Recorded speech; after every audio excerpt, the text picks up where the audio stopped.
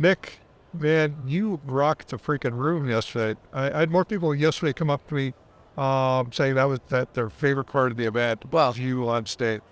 Well, thank you for the opportunity. Yeah. Your journey's been pretty unique, right? You've done everything from prank Walmart says zombie, I think, Yeah. to now you're a keynote and you've got some different businesses. Like, tell me about you. Yeah. So, it came a long way from pranking people at Walmart. And, we talked about on stage, there was a few defining moments in my life that really changed the trajectory. The first one was being in a small mastermind group where someone saw a gift in me that I didn't see in myself. And that was my speaking ability and my ability to articulate a message. And from there, we started the speaking company. And we didn't know what we were doing, just like any business, just throwing in the waters and figuring it out as we go. And COVID actually destroyed that first business. And so we were out of business for 2 years, almost a little bit over 2 years. And that forced us to move into online education. And so now we have an online education company that has inner circles, groups, communities, and we really base that community off 3 C's, which is consistency, coaching, and community, because I feel like those 3 C's will allow you to get to the next level. And then we also do some work with alcohol and substance abuse rehab centers in honor of my brother and some of my partners that we do work with. And just on the pursuit of mastering psychology so the world doesn't have to suffer and they can break out of their own box. Right. You're still like mid-20s, right? I'm 26. 26. Wow. Like, you're obviously accomplishing stuff that many people don't accomplish in their entire life, and you're doing it in a way that's super inspiring. Well, thank you. Well, I get to hang out with you, right? And so, the only reason why I'm here sitting in front of you at 26 is because I've been able to be blessed to have mentors and coaches that are way more successful than I am. And I don't know if you knew this, but you said something to me a few months ago that I'll never forget. And you said you see a lot of you and me at my age, like what you're doing at 26. And so I want to throw a question at you, is me being 26, and if you could go back and save yourself time, what would you tell your 26-year-old self? Well, I think you're already doing it. But when you find something that works, go all in on what works. Yeah. Because that's what scales. There's a lot of people who will do like 10 different things and they get mediocre results. There's one that's actually doing pretty good, but instead of getting rid of the others and focusing on the one, they keep on doing the 8 things. Yeah. And, so find the thing that works and then go all in and just scale the heck out of it. Again, I believe you're already doing that.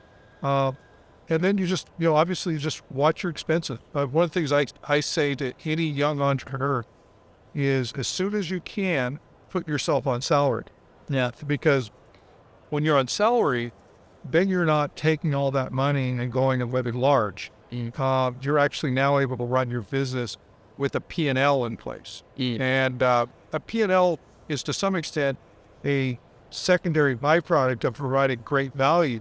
But if you don't manage your business while you're providing value, at some point, some place you'll get your butt kicked. And we're seeing it. I think Robert Kiyosaki declared bankruptcy, I believe. He wrote Rich Dad Poor Dad. Yeah. So this is a guy that shouldn't have screwed it up, but he did. Now he's back. He's doing other stuff. He's educating again. But you look at different people that had it made. So figuring out, where you can scale and then make sure that you manage your business as a business. I love that. Thanks for sharing that with me. Yeah. Because I want to take that, so I learned from it. We've had some bumps in the road, but it's all learning experiences. But I really like what you said about focusing on one thing, because oftentimes we get our energy spread thin.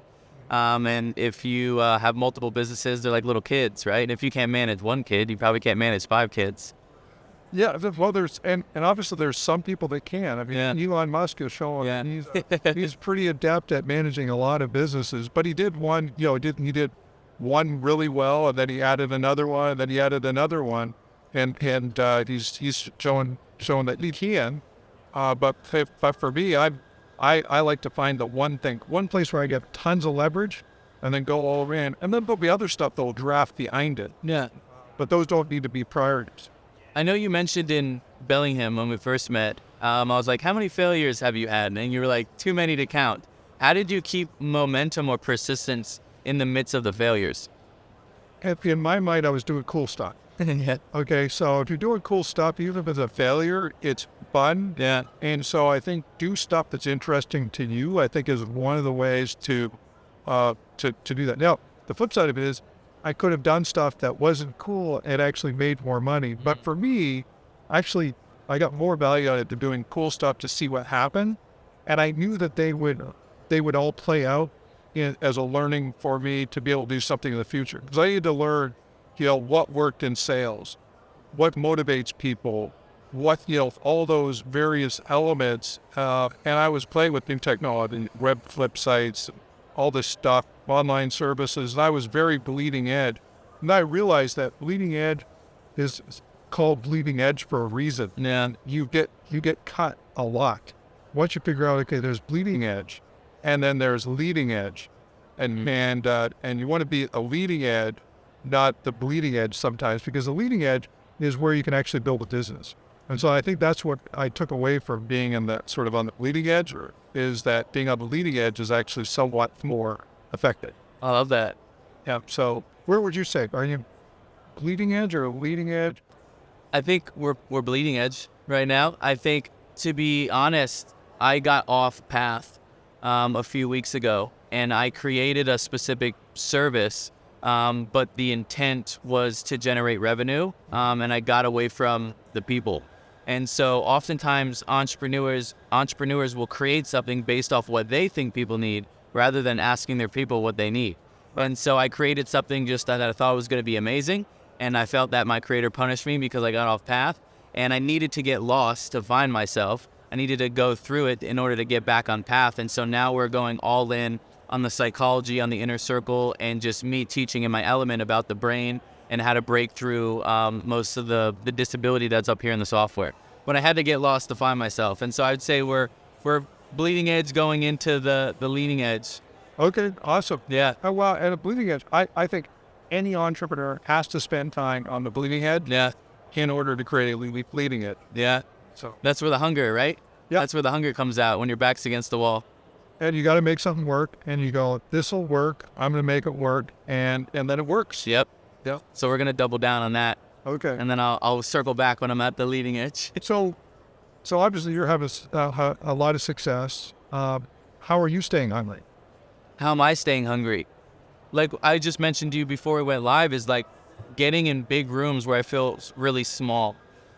Getting around massive thinkers. And so, for example, we were in San Diego at a few masterminds with some of our mutual buddies, and I told you, I was like, I'm a very small fish in a big pond here, and it reminds me to think so much bigger and that there's so much more that you can do, but also understanding your relationship with money, that the more money you have, the more impact that you can make. And so if you're solely focused on impact, you got to find ways to create money so you can create more impact. And so that's how I stay hungry. And money is the oxygen for impact.